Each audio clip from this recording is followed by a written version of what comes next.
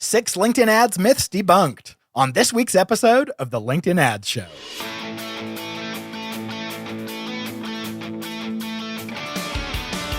Welcome to the LinkedIn Ads Show. Here's your host, AJ Wilcox.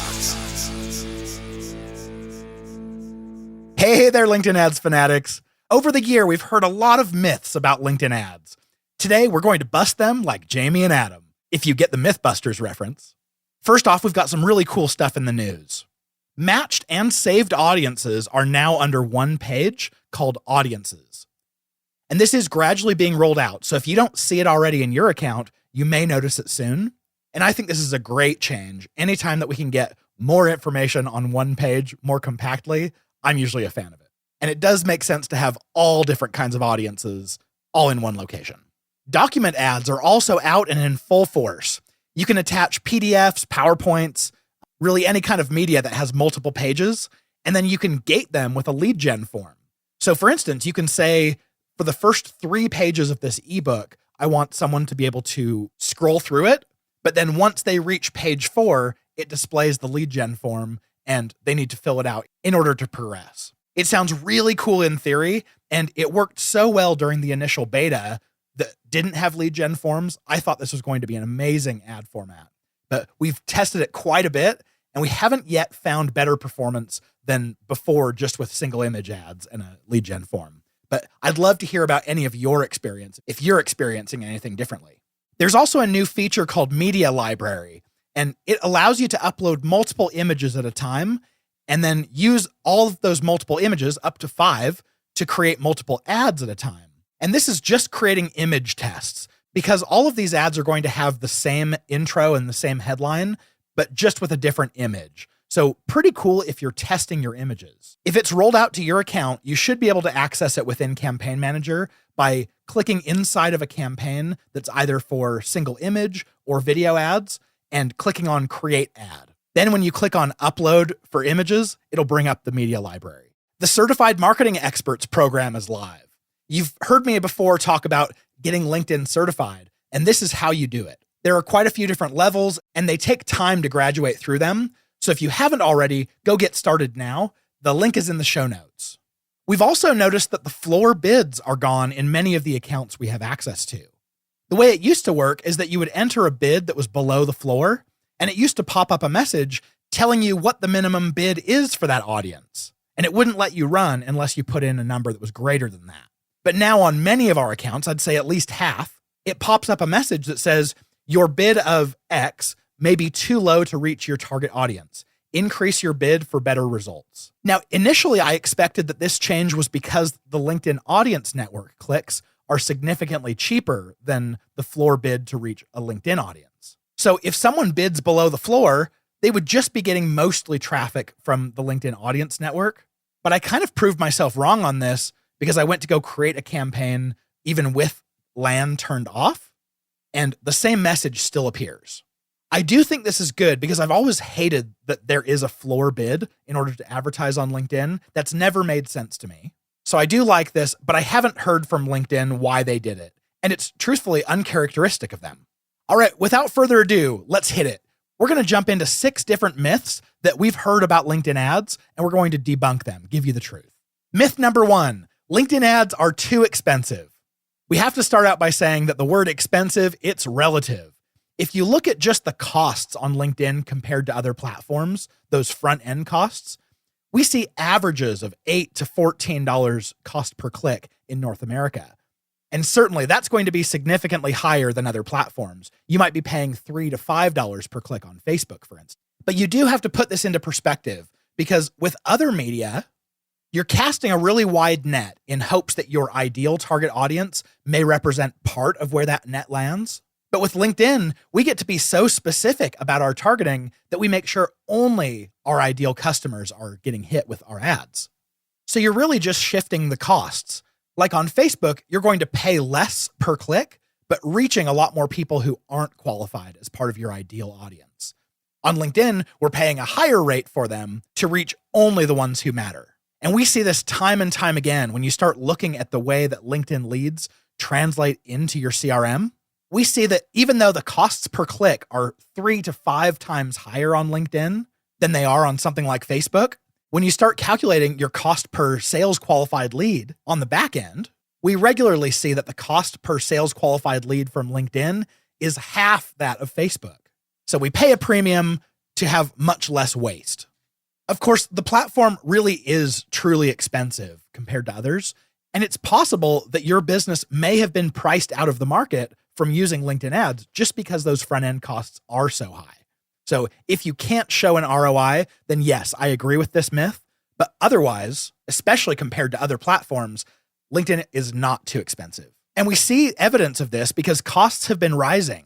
When I very first started the podcast, the average costs per click on LinkedIn were like $6 to $8 in North America.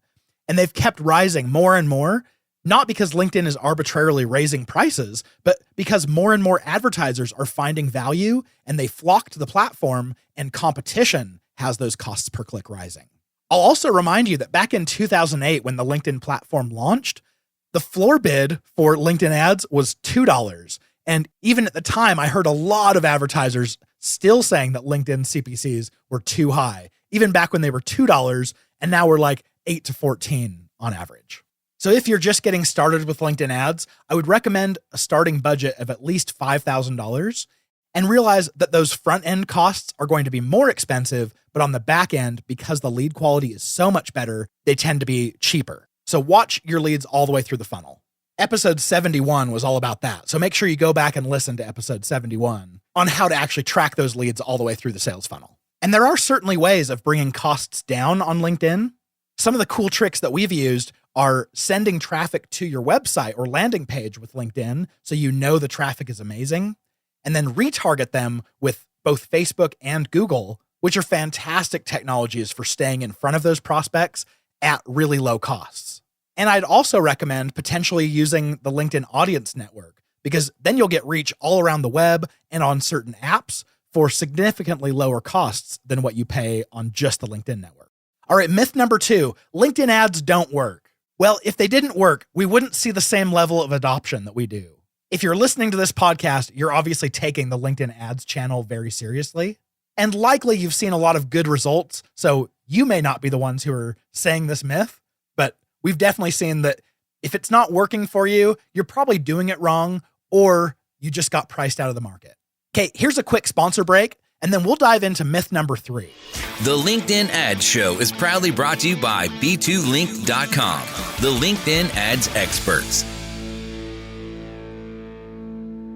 If you're a B2B company and care about getting more sales opportunities with your ideal prospects, then chances are LinkedIn ads are for you. But the platform isn't easy to use and can be painfully expensive on the front end. At B2Linked, we've cracked the code to maximizing ROI while minimizing costs. Our methodology includes building and executing LinkedIn ad strategies, customized to your unique needs and tailored to the way B2B customers buy today. Over the last 11 years, we've worked with some of the largest LinkedIn advertisers in the world and spent over $150 million on the platform. We're also official LinkedIn partners.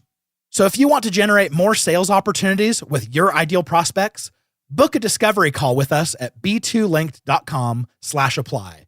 And we'd absolutely love the opportunity to get to work with you. All right, let's jump into myth number 3 about audience sizes. You've likely heard that LinkedIn audience sizes need to be over 300,000. We hear this from LinkedIn reps all the time. And if you haven't listened to it, I would invite you to listen to episode 20 of this podcast, all about audience sizes. But what we suggest is audience sizes between 20,000 to 80,000. We find under about 20,000, audiences are so small, it's really hard to get them to spend at all. And so you really can't run much of a test.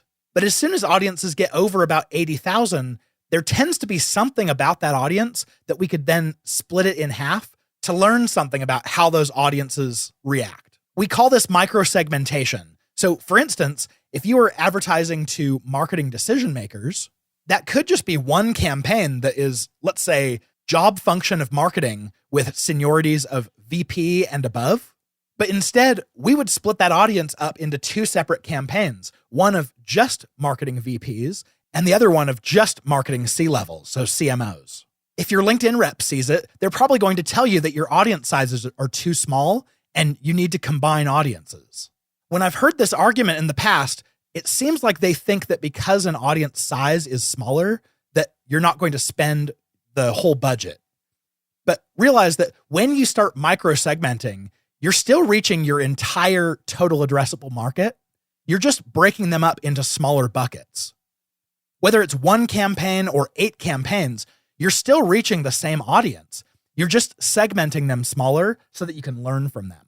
And learning more about your audiences and their behavior, that's just getting better data. Plus, I've also found that by micro-segmenting, it allows me to systematically approach targeting so that I don't leave anyone from my target audience out. Okay, myth number 4. If you aren't bidding high in the range, the suggested bid range, you're scraping the bottom of the barrel. I've heard this from LinkedIn reps who they look at the bid range, and let's say we're bidding $12, but the suggested bid range is like $14 to $30. They'll tell us that if you're not bidding high enough, you're not reaching the highest quality of people within that audience. Well, this is definitely a myth because we've run several tests on lead quality based on bid price, and every time we came to the same conclusion that bidding higher did not result in leads of higher lead quality. All it did was just increase the cost per. Plus, if your targeting is on point, then whatever traffic you get will be qualified. So I think that just means that we should do a better job of targeting if our lead quality is low. So to reiterate, I have found no evidence to support the concept of higher bidding bringing higher quality leads. And I've had a couple LinkedIn reps separately come and argue about this. And I've asked them to bring me proof that they've seen that higher bidding results in higher quality clicks, and neither have. So please, if you have this evidence, bring it on. The way that we view manual bidding, your bids are essentially a control on the amount of volume that you want. If your ad performance is great, you can afford to bid lower and still get all the impressions and clicks that you need. But if your ad performance is poor, meaning you probably have lower click-through rates, you might need to bid higher to get more volume. But you still may not have to bid as high as LinkedIn recommends. Remember, you just need to bid high enough to fill your budget during the day. So if you have a huge budget, you may have to bid significantly above the range that LinkedIn recommends even. Myth number 5, audience expansion should be used always. On several occasions, I've had internal LinkedIn employees tell me that audience expansion should be used on all campaigns, and they just don't understand why I make the recommendation to always shut it off. Their reasoning tends to be that we can't always know whether we're targeting everyone in the buying committee or even everyone just in our target audience. They also argue that it creates awareness because you're expanding your reach to those who aren't currently in the market. And our response to that is it's not about being in market or not. What audience expansion does is it expands your reach to those outside of your ideal customer persona, period. And if you're being thoughtful about targeting and you use different targeting methods, and you can always expand into lower seniorities or larger companies, or even those who might later graduate into your target audience, you can do that thoughtfully. You don't need to leave it up to chance by clicking the audience expansion box. When you turn on audience expansion, you lose complete control over who your ads are shown to. It's definitely not about generating awareness or expanding your reach to the buying committee. It's about retaining control to expand your reach thoughtfully and strategically that you'd want to show your ads to.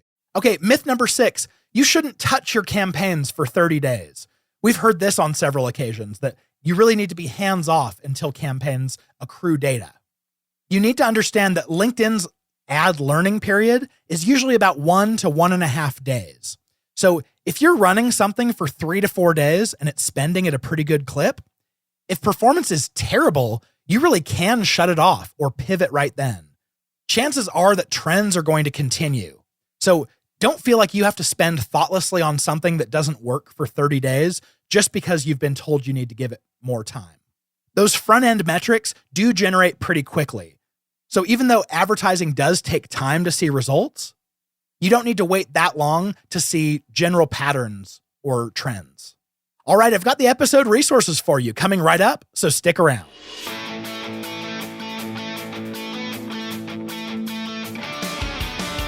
Thank you for listening to the LinkedIn Ad Show. Hungry for more? AJ Wilcox, take it away.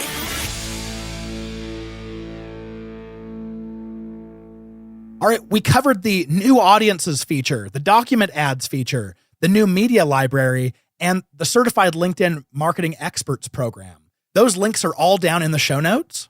Also, if you haven't already listened to episode 71, about how to ascertain your LinkedIn ads ROI, definitely listen to episode 71. That's also linked to in the show notes. If you or anyone that you know is looking to learn more about LinkedIn ads, I highly recommend the course that I did with LinkedIn Learning. It's linked in the show notes below, and it is by far the most detailed and the least expensive course out there. If this is your first time listening, welcome, and definitely hit that subscribe button if you've found this to be useful. And if this is not your first time, please do rate and review the podcast. It's a terrific, no-cost way of supporting us. With any thoughts, questions, or feedback for the show, reach out to us at podcast@b2link.com. And with that being said, we'll see you back here next week, cheering you on in your LinkedIn ads initiative.